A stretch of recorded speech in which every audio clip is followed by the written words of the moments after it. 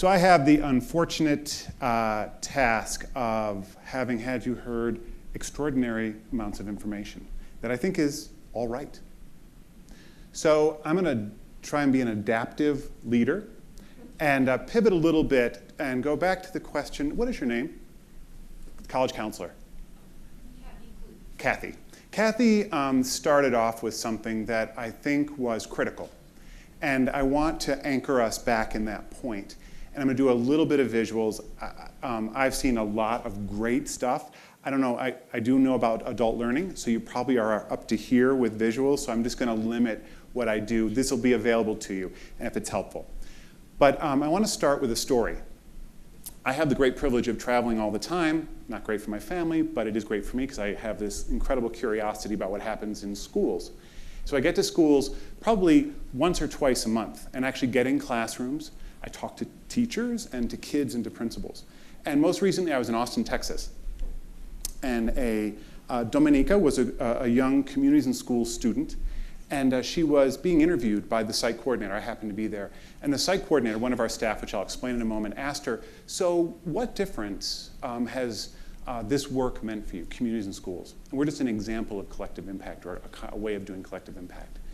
She looked up and she began to cry. She said, you know, before I came to communities and schools, in my school, there was no adult that was either proud of what I accomplished or sad at what I failed at. So I want to anchor us in this very real reality that Kathy brought forth, that we're talking about individual young people every day.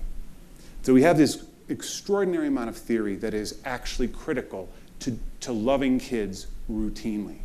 But if we depart from the incredible commitment to being in relationship with young people who are on the precipice of either great things or not, and we play a catalytic role in determining which direction they go. It is about the daily being proud of and willing to say, I'm disappointed because I know your story, I know you can do better, or I'm watching you succeed. So I just want to bring us back to that's what it's really all about. And I think what this extraordinary room is trying to figure out is how do we do this in a way that is faithful to that loving relationship, rigorous in the way we go about doing that, and disciplined, and at scale, so that we can actually create transformation. So that's what I think we're about today. And I'm very, very, very excited. My goal for you all is to offer up an opportunity to see a component that we believe is absolutely essential to driving collective impact. We are not exhaustive of collective impact, but we play, we think, a critical role. And I want to introduce just a couple of key ideas to that. The first is another wild visual, right? We've seen, I gotta stay from the speakers. So we've seen lots of this, lots and lots of charts. The one thing I just want to point out, and Jeff and Karen and our folks have talked a lot about it, collective impact goes across that spectrum of early childhood to employment. We really believe that young people should be expected to be self-sufficient and fully participating in society, right? That's a goal. That's in a sense our social contract. We believe that will make a healthy democracy and a strong country. What I'm going to talk today is the K through 12 space. Karen just put up a terrific visual, right? Schools only represent about 20 to 30% of a kid's life. However, it is where the 50 million K through 12 students are every day.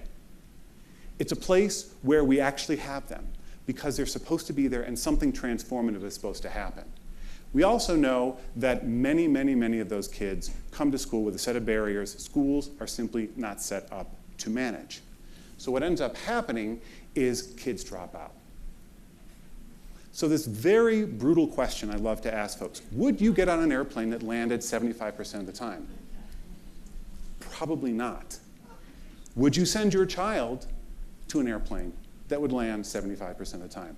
But it is precisely in this pipeline where we lose folks. Now, I know there are educators in the room, and this is not about blaming educators. Let's be very clear. But this is real. So what do we want to do about that? And again, I want to anchor us in the urgency that there are real kids every day who are right at the precipice of getting on that airplane that is going to crash. What happens when we have a dropout crisis? It's bad for kids, it's bad for society, it's bad for everybody around, right? We all know the data. I don't need to go through this. It's not a good gig. So what is Communities in Schools' particular insight after 35 years working in 2,700 public schools across 27 states? We think that if you think about public education, we're living in the golden age. We heard Brenda just do a remarkable job. We are truly living in the golden age of education reform. However, there's a problem, we believe, that regardless of how great the teacher is in the classroom, how wonderful the curriculum is, how great it's being managed, how well it's being led, when you don't attend to the fact that a kid is hungry, that kid is unavailable to everything else you are doing in the school. And when was the last time you were hungry?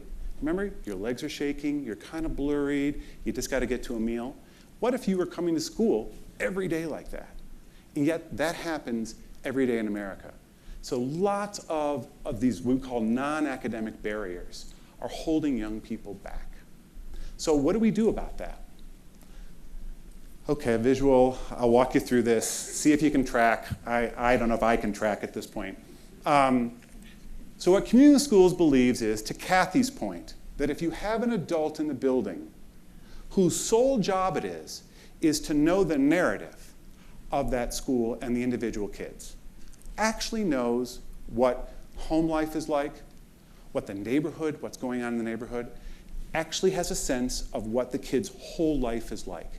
And that person is trained, we have a whole training mechanism, and taught how to bring their passion for young people and the science of understanding and identifying risk factors. And if that person actually sits on the management team of the school, so no longer do you have just the academics going on in the school, you actually have somebody with the principal and teacher saying, wow, what's happening in Barbara's life? Is she actually, is a parent incarcerated? Does she have enough clean clothes? What's going on with the gang violence in the neighborhood and the public housing she's living in? And if you're beginning to take that into account into her schooling, when she comes into the classroom and she puts her head on the desk because she is exhausted, having moved the third time that month to yet another aunt's house to sleep on the couch, it isn't because she doesn't want to learn. It's because something else is going on in her life. And so teachers, when they realize that Barbara is actually exhausted because she's struggling through a difficult life, treats Barbara fundamentally differently. And then those community resources that are sitting in this room all of a sudden get allocated to Barbara and her family. So she has food and shelter, and her folks are hooked up to affordable housing and a livable wage job. All of a sudden, Barbara is showing up to class ready to learn. So what CIS has done is it's actually started with the child. What is going on in the child's life? And then we ask the question, what are the services necessary to support that child? Not the other way around. We aren't saying schools need X, Y, and Z, and then they'll be great. Rather, we sit with principals and teachers and say, what do your students need to be great? And then once we determine what that is, and that number two sitting on the management team, we then bring in all you community resources. And we put you in the right relationship with the right kid in the right way. Another story. I travel all the time. I told you that. I talk to principals, and I have the same conversation in every school I go to that is considering bringing in community schools. Oh, we have tons of community partners, like 40 or 50. I have no idea who they are, and I think the same 25 students are getting services from all of them.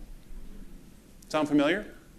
So what our insight is if you put a traffic cop, you put a doctor into that school who knows how to get the right kids, the right sets of services, and the right dosage, and aligns that with the school's goal of driving academic outcomes, extraordinary things can happen.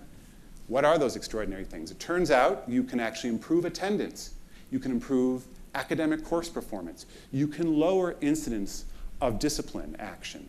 And you can actually drive whole school outcomes. So it turns out that we're not blaming the teachers. We're actually saying to teachers, let us take all that stuff that shows up in your classroom. Let us manage it with extraordinary community partners, and lo and behold, we will support you in driving your goals of educating young people. me stop. That's the biggest insight that I hope you walk away with. When you make the schools the center of service delivery and align resources against what you've heard Karen and Jeff and everybody talk about, driving academic outcomes, you set up young people to become agents of their own lives. That's it, right? Everything else, just forget. The question I always get asked is, that sounds great, Dan. Can you do this at scale? Well, in fact, you can. We're in 200 communities across the United States, urban, rural, suburban. You can see the breakdown. We work K through 12. We work in tons of school districts. You heard Karen and Jeff talk a lot about, and Jeff made this really good point. Time? Oh, 2 minutes. Okay, good. I'm almost there. I've done this for 14 years, and I have the same conversation every time we go into a new community. Dan, guess what? This community is a little bit different. It's not like everybody else. There are a group of people that are very important to get on the table, and then there's a group of providers. They're going to feel like there's some turf wars, but they really want to do work with kids. So we have the same kind of conversation, but it is unique in each community. So as you heard from Karen and from Jeff, there are ways to engage and organize that I think are critical. I want to show this last slide because both Wayne County, North Carolina, we have a variety of communities. It's a community a little bigger than you all. It's about 130,000 people.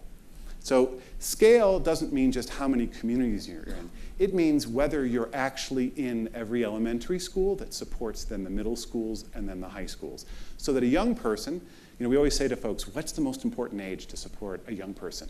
So you as parents would say, oh, it's going to be my 9-year-old. This year you get my love. Good luck the rest of the year. And yet we do this all the time in youth development and child support. So we believe if you blanket a student support strategy K through 12, you actually provide a continuum of asset building so that even if you're poor, you come into the world with a set of resources that actually give you an extraordinary capacity to break through and be a real contributor to society. So Wayne County, North Carolina is a great example where we've actually penetrated almost all of the schools and working with all of the kids. I put Richmond there because it's an interesting example. Richmond itself would be similar to the kind of whole 22,000 student area, but we were so successful that they asked us to expand into the next county. And so this notion of pulling this work forward. The other reason I put Richmond up there is a place where both Jeff and Karen and I all work together, that the collective impact conversation is happening. So CIS is one of the anchor institutions in the schools really driving the conversation. So I'm going to skip this slide and just say, we heard barn raising before. It really is all about this kind of collective effort. Our work after 35 years of innovating says that no one adult can transform any kid's life, but adults working collectively and being in relationship with kids can. So I'll leave you with this, my final words. Bill Milliken, the founder of our organization, a very good friend and a remarkable guy, had a very simple turn of phrase that anchors our institutions. Programs simply don't turn kids' lives around. Relationships do. So anchor your programmatic work in relationships and then bring in the best damn evidence-based programs you can, and amazing stuff will happen. Thank you.